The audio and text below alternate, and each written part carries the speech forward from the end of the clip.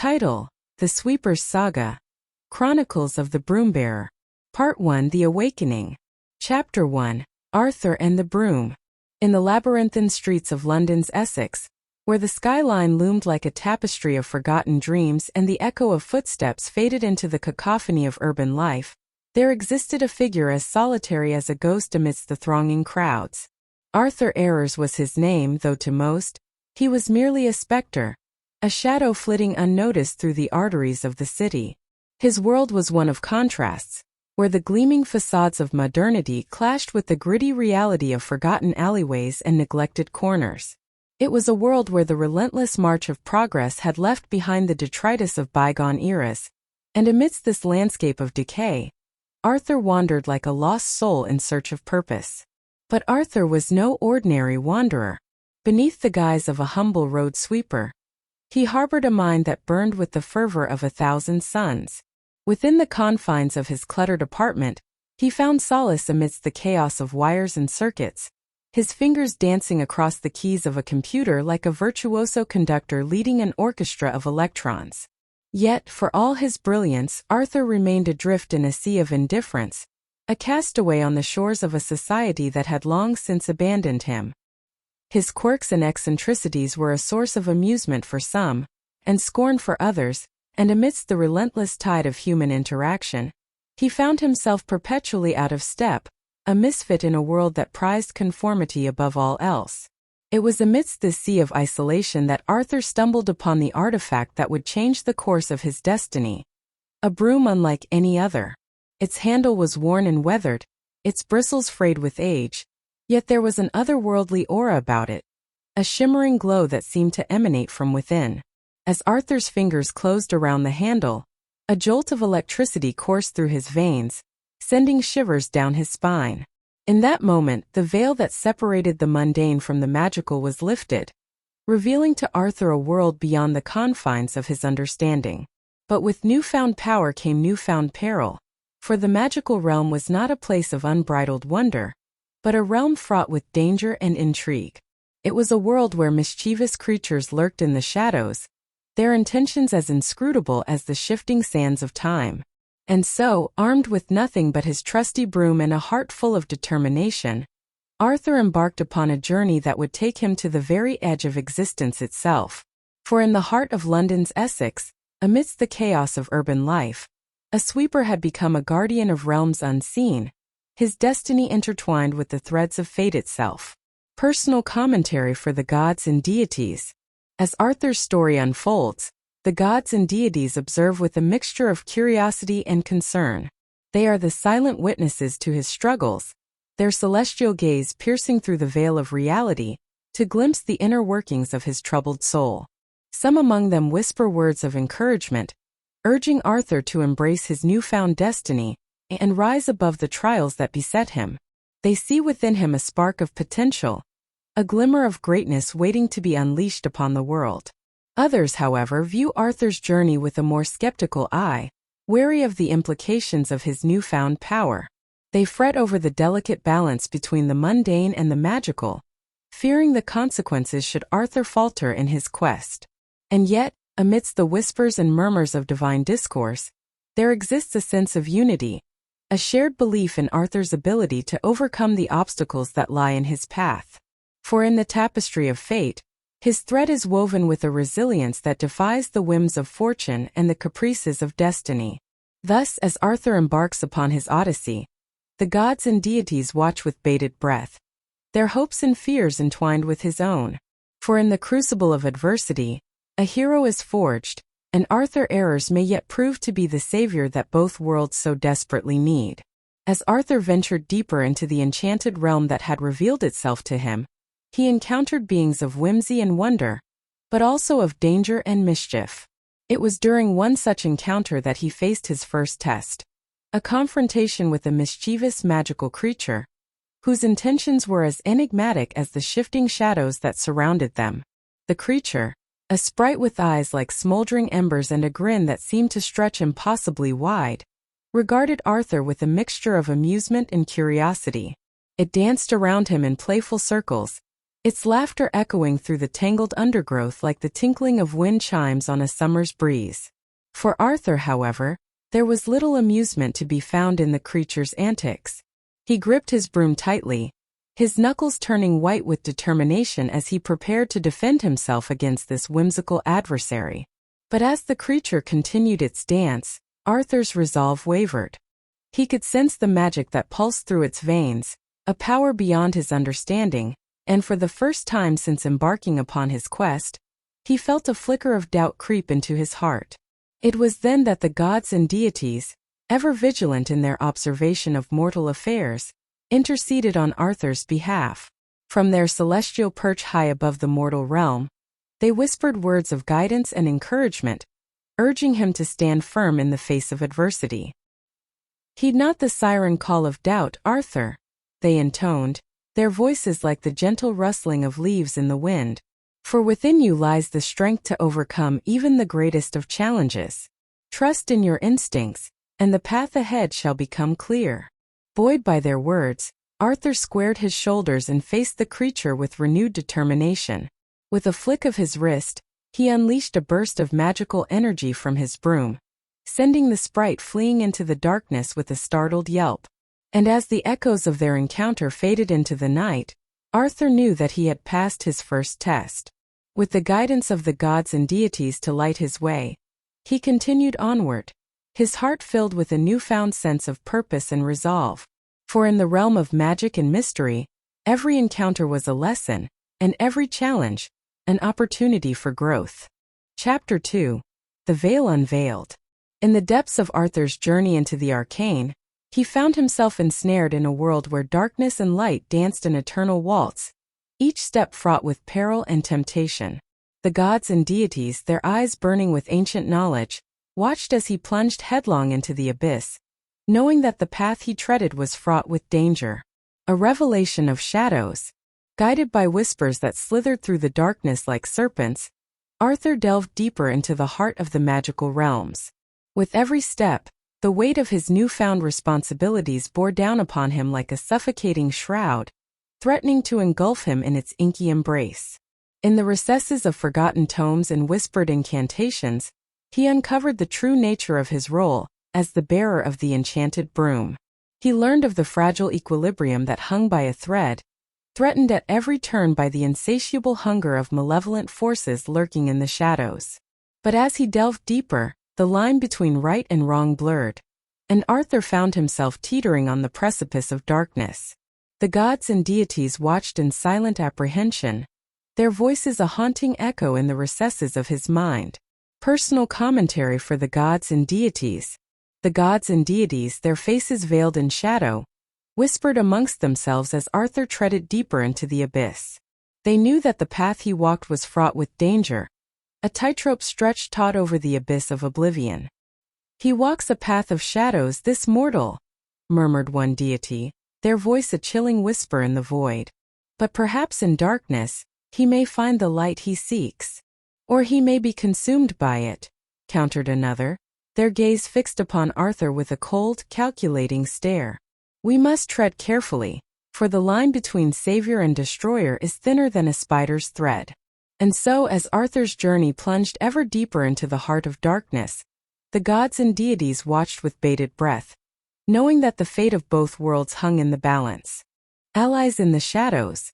In the murky depths of the magical realms, Arthur found allies forged in the crucible of darkness, their souls stained by the sins of their pasts. Evelyn, with her piercing gaze and a tongue sharp as a dagger, served as his guide through the labyrinthine corridors of deception and betrayal. Whiskers, a creature of shadows and secrets, prowled at Arthur's side, his claws unsheathed and his eyes gleaming with feral intensity. Together they navigated the treacherous waters of intrigue and subterfuge, their footsteps muffled by the whispers of the damned. And then there was Sir Reginald, a relic of a bygone era, his armor tarnished and his spirit broken by the ravages of time. Yet beneath the weight of his regrets lay a flicker of redemption, a spark of defiance against the encroaching darkness.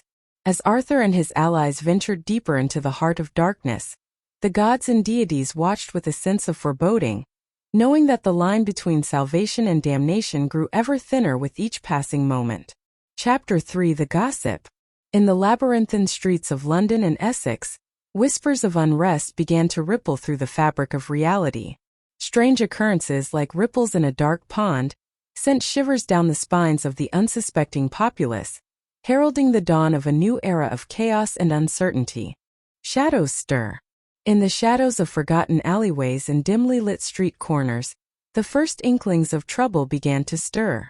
Strange phenomena, like specters from a fevered dream, danced on the fringes of perception, leaving a trail of confusion and fear in their wake. In London's bustling streets, reports of inexplicable phenomena flooded social media feeds and news outlets alike. Witnesses spoke of strange lights in the sky and eerie whispers carried on the wind, their words a cacophony of confusion and disbelief. And in the quiet suburbs of Essex, where the veil between the mundane and the magical was thinnest, the whispers grew louder, their voices a haunting echo in the stillness of the night. Shadows moved where there should be none, and whispers drifted through the air like the faintest breath of wind. Comments from fictional social media stars and politicians. OMG. Did anyone else see that weird light in the sky over London? Aliens or something even weirder? Hashtag London Mystery. Celeste*21. Just spoke with local authorities in Essex, and they're baffled by reports of strange occurrences. I'll be keeping a close eye on this developing story. Hashtag Essex Enigma. Mayor Johnson.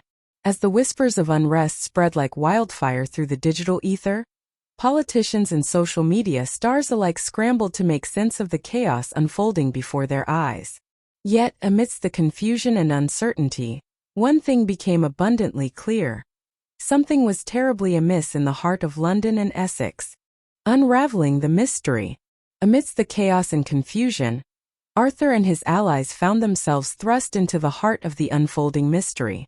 With each passing day, the strange occurrences grew more frequent and more bizarre, their origins shrouded in darkness and intrigue. Together, they traversed the labyrinthine streets of London and Essex, following the trail of breadcrumbs left behind by the enigmatic forces at play. They questioned witnesses and combed through ancient tomes, piecing together the fragments of a puzzle that seemed to defy logic and reason. But as they delved deeper into the heart of the mystery, they found themselves ensnared in a web of deception and betrayal, where nothing was as it seemed and danger lurked around every corner. Comments from fictional social media stars and politicians. Just got word from my sources in Essex that the strange occurrences are spreading. Whatever's happening, it's not isolated to London anymore. Hashtag Essex Enigma. Celeste*21. London and Essex are on high alert as reports of strange phenomena continue to pour in. We're working tirelessly to get to the bottom of this mystery and ensure the safety of our citizens. Hashtag London Mystery. Mayor Johnson. As the chaos continued to escalate, the gods and deities watched from their celestial perch, their hearts heavy with concern. They knew that the fate of both worlds hung in the balance, and that Arthur and his allies were the only hope for restoring order amidst the chaos. Chapter 4. The Shadow Council. In the depths of the magical realms, a sinister force lurked in the shadows, its tendrils reaching out to ensnare the unwitting and the unwary. This was the Shadow Council, a cabal of ancient sorcerers and power-hungry schemers whose machinations threatened to plunge both worlds into eternal darkness. Origins of darkness. The origins of the Shadow Council were shrouded in mystery and legend, whispered in hushed tones among the denizens of the magical realms. Some said they were the remnants of a forgotten civilization, steeped in dark magic and forbidden rituals. Others claimed they were beings of pure malevolence, born from the nightmares of mortal men. But regardless of their origins, one thing was certain. The Shadow Council wielded power beyond comprehension, their influence stretching like a dark veil over the magical realms. At its helm stood Malachi Blackwood, a figure of myth and legend whose name struck fear into the hearts of even the bravest souls. Once a respected member of the magical community, Malachi had been corrupted by the lure of power, his soul twisted and tainted by the darkness that consumed him. Personal commentary for the gods and deities. The gods and deities watched with mounting dread as the Shadow Council's influence spread like a plague through the magical realms. They had long sensed the tendrils of darkness that slithered through the shadows, but never before had they seen its true extent. "The Shadow Council's power grows with each passing day," murmured one deity, their voice heavy with sorrow. "If they are not stopped, both worlds will be consumed by their darkness." "We must act swiftly," agreed another, their eyes blazing with righteous fury. "The fate of both realms hangs in the balance, and we cannot afford to let the Shadow Council succeed." Arthur's confrontation. As Arthur and his allies delved deeper into the heart of the mystery, they stumbled upon the lair of the Shadow Council, hidden away in the darkest depths of the magical realms. There, amidst the flickering torches and the ominous whispers of dark incantations, they confronted Malachi and his minions in a battle that would determine the fate of both worlds. With his trusty broom held aloft, Arthur faced off against Malachi, his eyes blazing with determination. But the Shadow Council's power was formidable, their magic dark and twisted, and Arthur soon found himself outmatched and outnumbered. Yet, just as all seemed lost, the gods and deities intervened, their divine power shattering the Shadow Council's hold over the magical realms. Threads of fate unraveled before their eyes, twisting and snapping like brittle twigs in a gale, and the Shadow Council's grip on reality began to falter. Personal commentary for the gods and deities. As the battle between light and darkness raged on, the gods and deities lent their strength to Arthur and his allies, their divine intervention turning the tide of battle in their favor. They watched with bated breath as fate's threads unraveled before their eyes, knowing that the outcome of the conflict would shape the destiny of both worlds for eternity. "Arthur and his allies fight bravely," remarked one deity, their voice tinged with pride. "But the Shadow Council's power is formidable. We must bolster their strength if they are to emerge victorious." "Agreed," nodded another, their gaze fixed upon the unfolding battle with unwavering determination. "We cannot let the darkness triumph. Not while there is still hope for salvation." Chapter 5. Social Media Madness. Amidst the chaos of the magical realms, a ripple of magical energy surged forth, its tendrils reaching out to ensnare the unsuspecting denizens of London and Essex.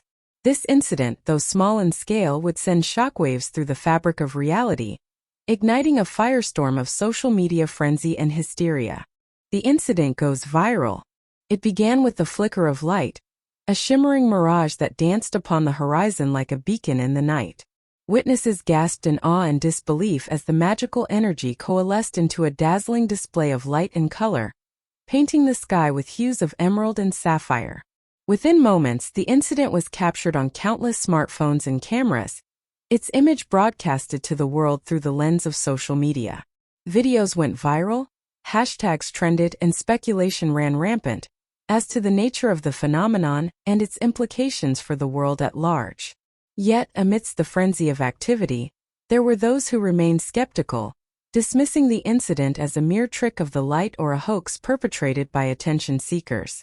Their voices, though few in number, echoed loudly through the digital ether, casting doubt upon the veracity of the reports flooding their feeds. Mixed reactions from fictional social media stars. "I can't believe what I just saw.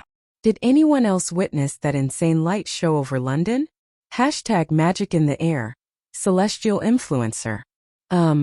Sorry, but I'm calling BS on this whole magical incident thing. Probably just a marketing stunt for some new movie or something. Hashtag not buying it. Skeptical Sally." As the incident continued to capture the attention of the masses, social media stars and influencers weighed in with their own opinions and interpretations.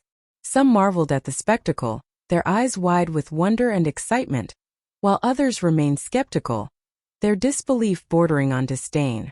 Divine intervention. As the hysteria reached fever pitch, the gods and deities watched with growing concern from their celestial perch. They knew that the incident posed a threat, not only to the delicate balance between the mundane and the magical, but also to the fragile minds of mortal men. With a wave of their divine hands, they intervened, their power washing over the digital landscape like a cleansing tide. Threads of fate twisted and turned at their command, reshaping the narrative and erasing the memory of the incident from the minds of mortals. Slowly but surely, the frenzy subsided, replaced by a sense of calm and tranquility as the incident faded from memory like a dream upon waking.